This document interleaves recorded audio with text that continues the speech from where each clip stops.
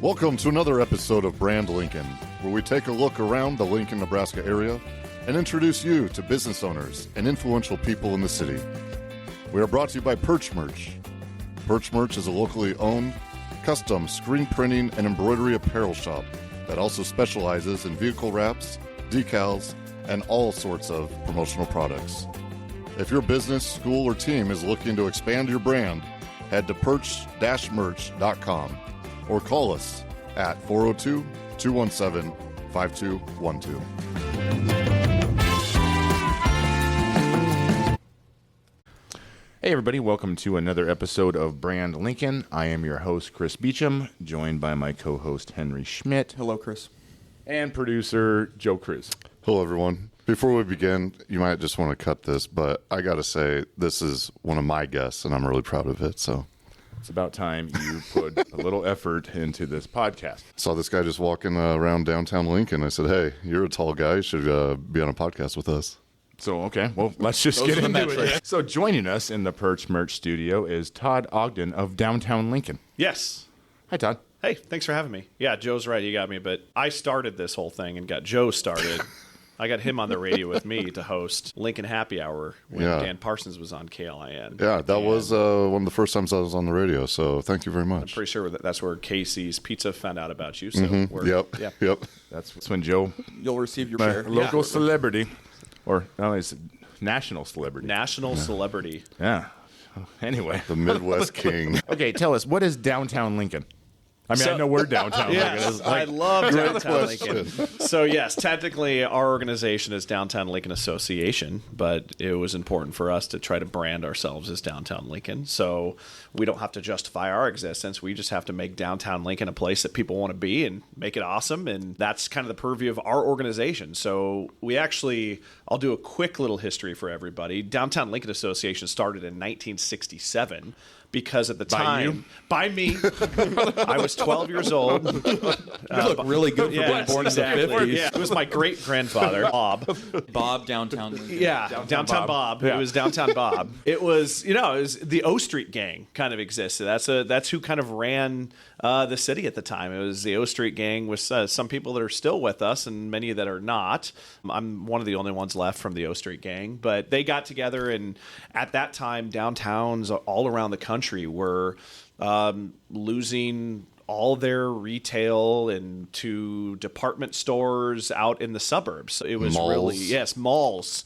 And suburban sprawl became really popular in the late 60s, early 70s. And during the 70s, downtown Lincoln, like a lot of others, lost over 1 million square feet in retail in downtowns. Downtowns were changing. So the O Street gang got together and said, hey, we got to stop being on a different page. Let's get together and create a common voice for our area so we can advocate to see how we can continue to adjust and grow. And that's what downtowns are. They adjust to what's going on. So downtown became this mixed-use center. Our organization became...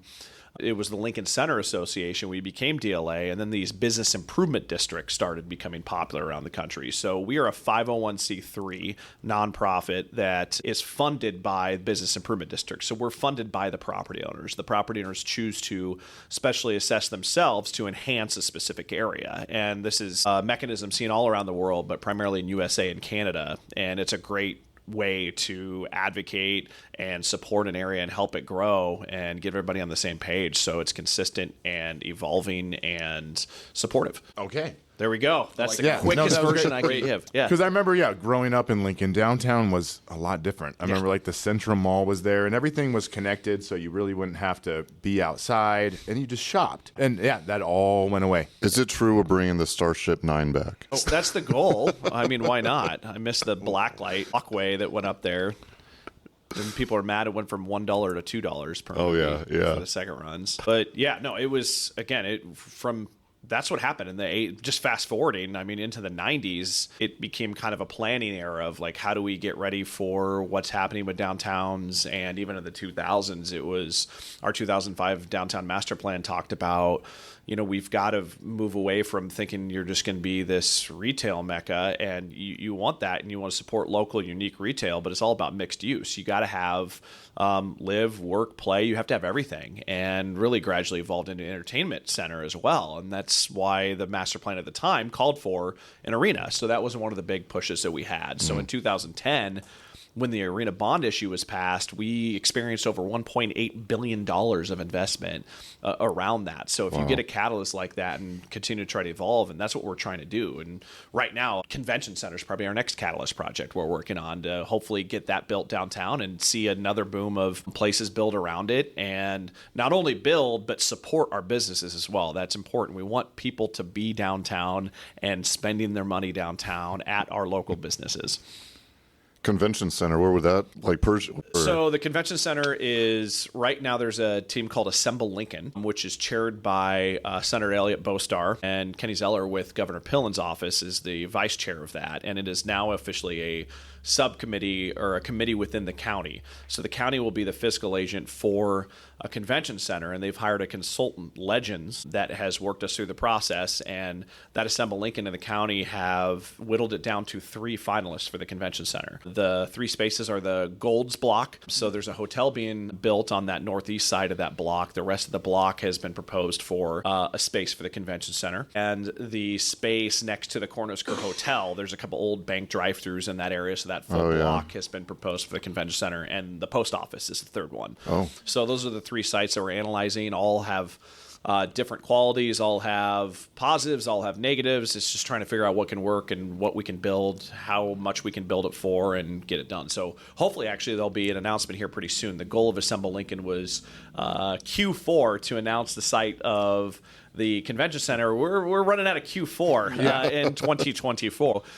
That's, as far as I know, still the goals. I won't have any breaking news right now, but hopefully the announcement will be made here. We only have a couple weeks left of that, so stay tuned. You heard it here first, folks. Yeah, that there will be an announcement. There might be an announcement coming up. There's hopefully an announcement by the end of the year. So what do you consider downtown, Todd? Yeah, so our technical part of downtown is that business improvement district. So that takes all of the parcels and properties within the district, which is on the west side Arena Drive. And we recently expanded in Telegraph District. So we go from Arena Drive to the west all the way to 21st to the east. Okay. And roughly the Capitol to the south and University to the north. So we have a big downtown. And I'm obsessed with branding. So when Joe told me about this, it's like, absolutely. I mean, I just in general, with our downtown Lincoln brand, it used to kind of be there's downtown and the Haymarket, but the Haymarket is a district within downtown, but it was the only district, so it was kind of confusing. It's all downtown, but what people want to know is, what district am I in? What can I experience here? Nobody drives or walks or bikes downtown and experiences the whole thing. You want to see, what district am I in today? And the Haymarket has that. And Telegraph is now forming. We have the core of downtown that we're really trying to figure out, how do we highlight these downtown blocks? We have our Shop the Blocks event, which is kind of a microcosm of that part of downtown that we want to promote. And then you have the Capitol District and the areas around there where you have all the government buildings. And then now South Haymarket is another area that's going to continue to grow if we get that South Haymarket Park. So yeah, that's our area, and they're all our babies. So I've got to treat them all fair. I've got to try to figure out how to highlight each. And again, they're not all the same, and we want to make sure people know and try to kind of enhance each of those districts within downtown that's part of downtown, but have their own identity, and try to grow together to all be destination districts where, again, if you're a destination, you're not just going to a store, you're not just going to an event. That's a place you can park once and enjoy the day and experience the district as a whole. And that's my goal for every district in downtown. Speaking of parking, nobody ever asked us about parking The downtown. real question while you're here. Since there's so much room to add more parking garages, right? Absolutely. I mean, parking, that's always the number one question. I think that's the number one thing that makes people not want to go downtown. Yeah. And I think if you're not comfortable with it, like my wife had a place downtown. So we just got it. Before that, I was like, no, I ain't going downtown. But now we know all the little secret areas, and we know, but for somebody who doesn't know that, it's frustrating. Just get there early, that's all. Yeah, that's the biggest thing. And I think, in short, if you don't have a parking problem downtown, you have a bigger problem downtown. Like, I love parking debates, because during COVID, we had all the parking in the world. You could park wherever the heck you wanted. And that was a much bigger problem. So now we're growing back to more and more employees coming. We have more residents coming downtown. We went from 3,000 residents in 2010. We're about 12,000 up to 15,000 residents here. So that's growing. So parking's all about balance downtown. And again, like, that's the biggest thing is, downtown isn't always something everybody wants to go to, but we have to build downtown for the people that want to be there, that want to experience it. And people always say, why do you have parking garages? Why do you have meters? If we didn't have that, you'd be parking blocks away because every employee would be taking those spots. So it's all about balance, and you just have to do it. And again, you got to be strategic about it, and there's always a domino effect. But the goal is to always make parking as easy as possible, but it's never going to be as easy as it is if you go to somewhere out in the suburbs, even though I would argue that count your steps when you park out at one of those big box lots and you're walking all the way there. But it's something about being able to see your destination. So it's really, we got to give people a reason to want to be downtown. You're not going to come downtown because you like parking. Let's just make parking as easy as possible. Yes. Good point, Todd. And give them a reason. I'm really passionate about parking. Yes, I love coming downtown to park. They just Watch park my and leave. parallels. Where can I parallel? Yeah, so it's like, point of display. It's nothing. I'm not going to do a branding campaign on come downtown because it's easy to park, because it's never going to be the high. So it's let's focus on placemaking and focus on branding and focus on giving people a reason to want to be there, because there is always going to be that barrier in a congested area.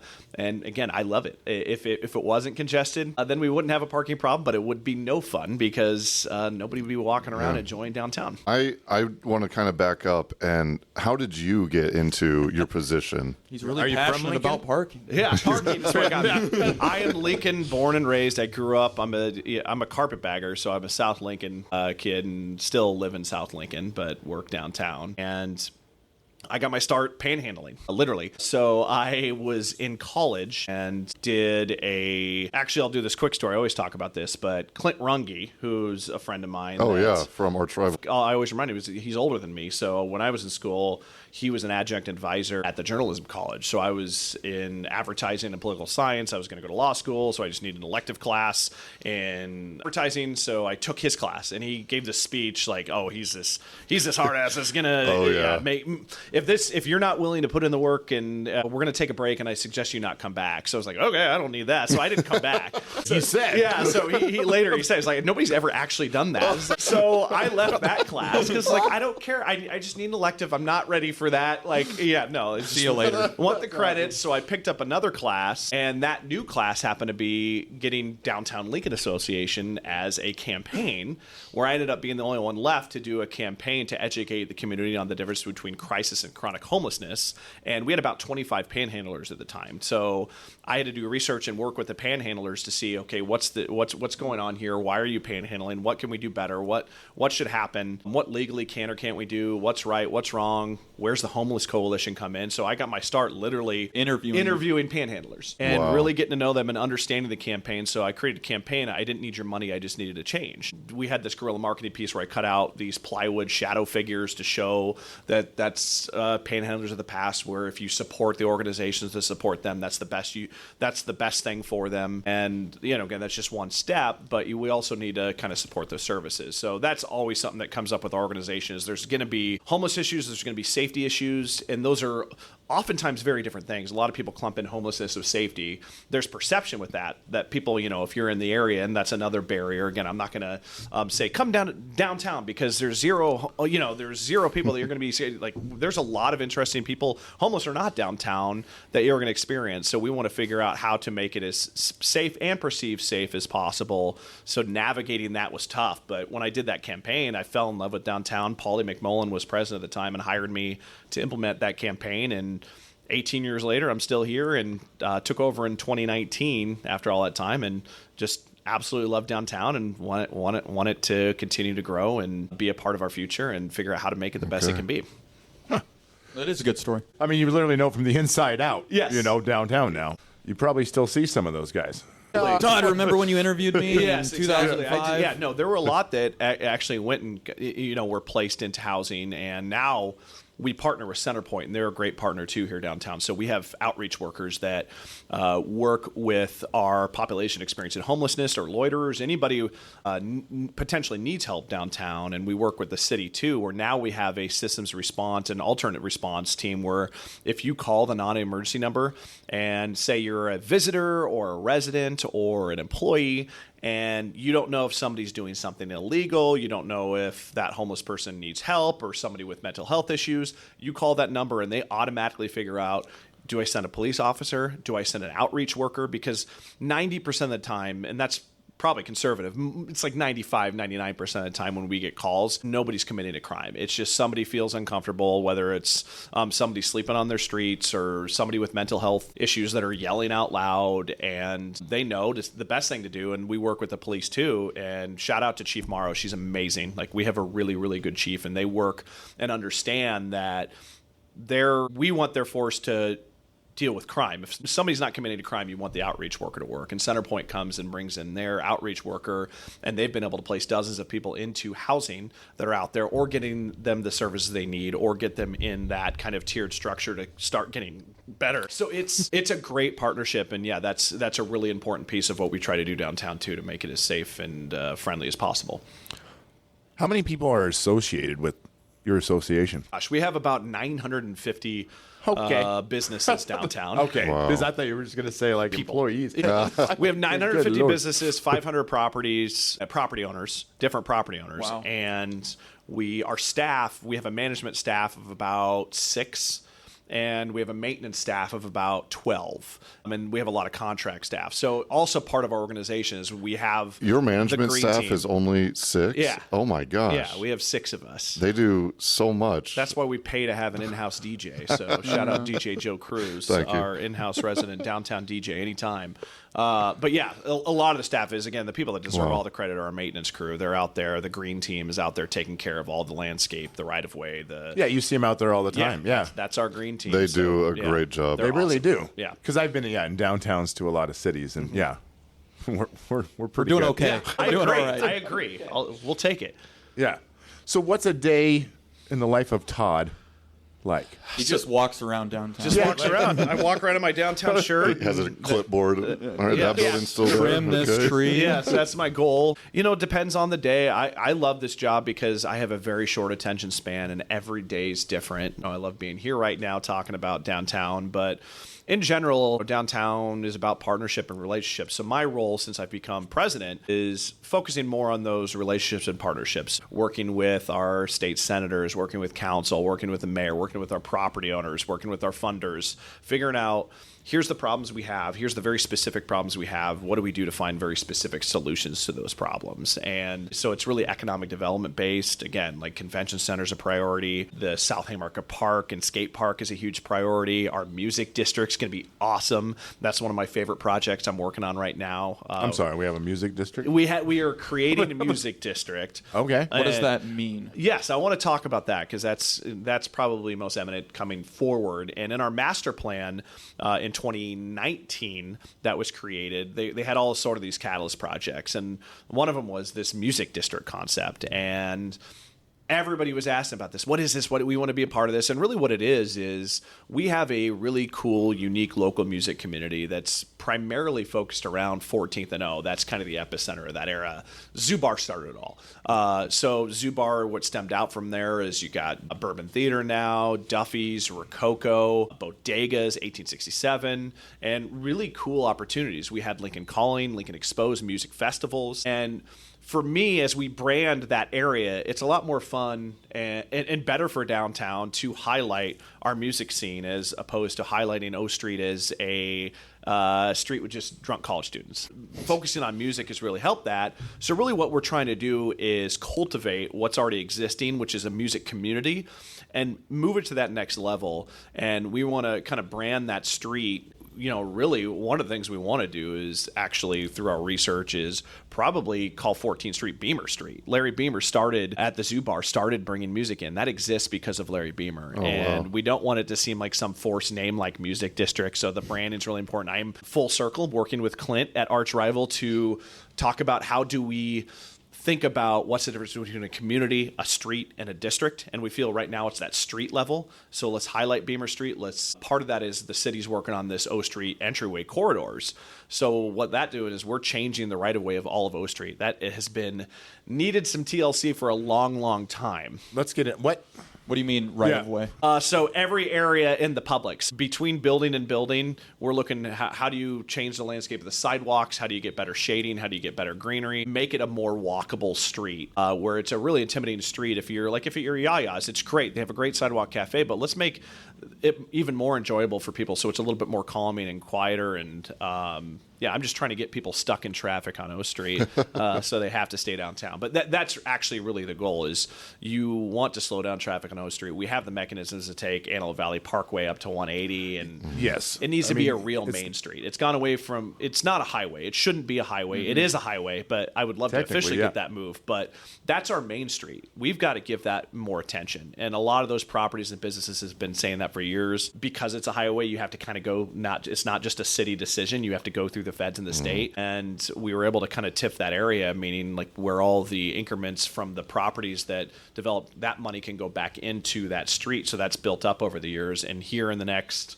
probably spring of 2025 is when construction is going to start. So I like how you looked at your watch. Yeah, 3 today. So this spring it's going to be awful. The construction is going to start. And so okay, are we narrowing the lanes? What are we doing? So there'll be a little bit of a road diet. There'll be some intersections. I like that, not construction. A road diet, where the lanes will be a little bit narrower. The sidewalks will be bigger. The trees will be replaced. We have a lot of ash trees on there. They're going to die. They are dying. So how do we come up with that tree plan and make it more walkable and have better outdoor seating, have all sorts of stuff. So it's really exciting to kind of get that infrastructure there. And for us, and that includes 14th Street. So 14th Street's going to have that overhead lighting, which is really cool. So we'll finally have some of that stuff and some of the topical stuff in that area. We're working on other projects too, where our first project for the music district in that area is on 14th, just north of N in the Eagle Garage. We're developing what's called the Music Box, MBX, and that's going to be that's going to be a public music practice venue for people. So we're creating a venue that bands can now just reserve out for. We'll just have a really nominal fee to be a member there. And if you're in high school, college, or even experienced, you can reserve that space. And this will be an incubator for local musicians to practice there, or even perform there, and then hopefully go perform out at our downtown music venue. So that's under construction right now. Sounds like we're going to put a band together, boys. I think you should. You've got a space for it. We're doing an air band? Yes. Like hair. Yeah. From Scrubs. Our name. Scrubs guy used to have the air band or whatever. Anyway. Well, that sounds awesome, Todd. That sounds really cool. That's my favorite project right now. It's really cool. If you're walking by 14th, you can look in that window. It's across the street from the library. That's going to be done here in a month or two, and we'll get going on that. So that's just kind of one example of what we mean by the music district. It's not just the physical, we really want to incubate local talent and make sure they stay here and don't leave, and let's give them what they need. And what we heard from our musicians is we don't have practice space. There's too many people trying to do it out of their garage. We need spaces like this and cool spaces, and it's going to be cool. So when you hear from the musicians, you just hear from everybody. Everybody, right? We did a lot of focus groups. Okay. We did surveys. So we had a survey that we put at every music venue downtown, and people took that survey, actual patrons of that area, and then we specifically had focus groups with local musicians to say, this is before the Music Box existed. We said, hey, the city's letting us have this space that that Downtown Lincoln Association is going to run, and we don't usually have that opportunity. So we have a grant for the music districts that we received, thanks in large part to the city, Congressman Flood, and we got an ARPA grant to pay for some of this music district stuff. So we're using that and said, hey, we have an opportunity. We don't want to screw it up. What should we do here? So there were a lot of ideas, and most of what came back was kind of this concept. So we use those focus groups with primarily those people that are playing and rehearsing and performing downtown to say, what do we need? And this by far came back more than anything is we need rehearsal space. We need an all ages venue. And this could be both of those. And that's exactly where we kind of got those ideas, is just doing focus groups with them. I feel like though still, if you have 500 property owners, you're going to have, kickback regardless. Absolutely. Yeah, you can't make everyone happy. No, way. you can't make everybody happy. And with this too, like I don't want this to seem as a venue that's going to compete. I mean, it won't be a venue that has a liquor license or anything, so we're not going to compete that way. And there's a lot of properties. We don't get this opportunity very often because I can't tell the property owners what we can encourage them to do stuff, but we can't tell them how they're going to make their money and lease their floor. We'll give them as many ideas as possible, but I wish we could say, hey, this is what's going here. I would love, like, we're working on the garage at University Square Garage that's across the street from Zoo Bar and above Lincoln Jewelry and Jake's and all that. We're going to kind of make that a destination garage, which will be kind of a garage of music history, which will be really cool. And then there's a space available on the first floor that I would love to be a private karaoke bar. So if anybody's listening to this and want to start a private karaoke bar, we're looking to... I'm in. So how awesome would that be in that area? Like we want spot, and we're going to have a kind of a balcony out there. So like on Wednesdays, you can have outdoor karaoke night where you're singing karaoke on the balcony so the street can hear. You have a karaoke bar. That could be bad. Yes. If it was me singing. Exactly. Well, that makes it even more fun. So karaoke bar at night. During the day, it could be co-working space. Those private karaoke rooms, if you haven't been to them, are really cool. They have kind of video screens, so you can go with like a small group of 5 to 10 people and just have fun in that room. And those are a perfect Zoom rooms. So we have a lot of people that are moving downtown and living downtown that work in places like San Diego, Chicago, and they're making that money, but they need places to do their calls and stuff. So that if they don't have it where they live, having a place like that to rent out is a concept that we really want to work on. That's the kind of stuff we're going to try to incubate in that district as well, as hopefully encourage entrepreneurs to do really cool stuff like that in this entertainment zone. Yeah, I had no idea that we were. I knew we were growing, but not like this. This is great. It's exciting. So you've been a part of a lot of events. What's like the craziest one that you've been a part of? Actually, the craziest one probably was the most recent one that resident DJ Joe Cruz was with us is Halloween at the Haymarket. It's sometimes you have to spend a lot of marketing dollars to get people to come to events. Oddly enough, especially free events, we almost need to just like start. It's really important for us to have free events for people in the community to be a part of, because there's a lot of private venues out there doing their thing. So this Halloween at the Haymarket is a big exception. We didn't spend any money on marketing or anything like that, and we had ended up being about 7,000 people come trick or treat. It was huge. They extended the city block. Like last year, it was like only, 4 blocks. This year, it was 8. Like it was amazing. It should have been 16. So we're going to next year hopefully use all of Canopy Street. So there were lines from the garage, and it's so Lincoln, Nebraska too. People are just like, you don't need to wait in line. You could just walk in. So they're waiting in line from the garage all the way to the Amtrak station. So when you saw me disappear, I went to go to that line and say, hey, you don't have to wait in this line. Just go walk in. Like, I don't want to cut. It's like, you're not cutting. Go to the rail yard. We have a DJ there. He's doing his job. Let's enjoy this DJ, where we had a lot of fun stuff going there, like character drawing. So that one was just crazy by sheer numbers and crowd control, and like, oh my gosh, this is I love having that problem. Like getting back to people wanting to be a part of that, and that's something we've seen. People want to be involved with that post-COVID. Even more so. They want that experience. So we have to continue to find experiences like that people are going to enjoy. And that's kind of our goal downtown, to create that. So that's one of the craziest one. Just a really quick plug too, because we have our Shop the Blocks event this Thursday. And that's 21 shops that we have usually over $50,000 that people spend at those shops on that day. That's like their Super Bowl. And it's just an amazing event in the core of downtown, where we kind of highlight a VIP experience to shop with limos and an after party with DJ Joe Cruz. And, man, you were getting all the plugs today. I'm going to edit them all out. Don't you dare. I'll send you a bill. Yeah, I love that event because it directly benefits. So people say, where's the parade? And for us, like I was there at DLA at the end of the parade days. The problem was they kind of lost funding, and the parade was made for the department store days. Toward the end, we were mixed use, so we had law firms, we had residents. They're like, I can't stand this parade. It was a traffic problem. It was a even more parking problem than normal, and people weren't spending their money downtown. They got no benefit from it. And just kind of you needed to kind of replace that holiday feel event in downtown. And again, there may be a spot for the parade, to just not where it was there, where we wanted an event where it directly benefited the businesses that are there that are doing it. And Shop the Blocks does just that. So we create an event where people actually go into the venues and support those venues and take part in that holiday feel, yet they're still supporting the businesses. And that's one of our And the businesses have, hot cocoa or ciders and stuff to pass out. They have alcoholic beverages as well.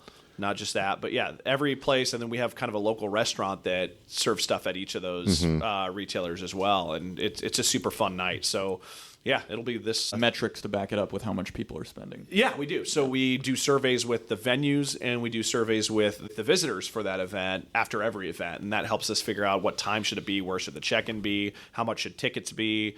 And that data has helped us out a lot. And then we also ask the retailers that we only will put this together as a whole. We won't reveal what you sold individually, but we package that together. And that's where, again, our average is right around $50,000 a night that people spend at those, which is huge for our local retailers. We have to support them. And that's the most direct way we do that. So I love that event for that reason. Got it. Which downtown song is better, Macklemore or Polnita Clark's? Petula, thank you. I'll go with Petula Clark. Got to go with the original. It reminds me of Lost, too, with Desmond. He listened to, I think, a Petula Clark song every morning. Sorry, I didn't watch Lost. Oh, you're such a loser. I was too lost. Yeah, it was so great, but yeah. The lights are much brighter there. They can forget all your troubles. See, the karaoke thing's already coming through. We're ready to go. It's good. Yeah, no, Macklemore's good. Yeah. You have to have the clean version, though, if you're out in the community, too. But, yeah, no, they're fun. We're ready for a new downtown song, too, so let's get the 2020 Maybe we can do it version. Maybe we can do it right here. I think so. I think we should.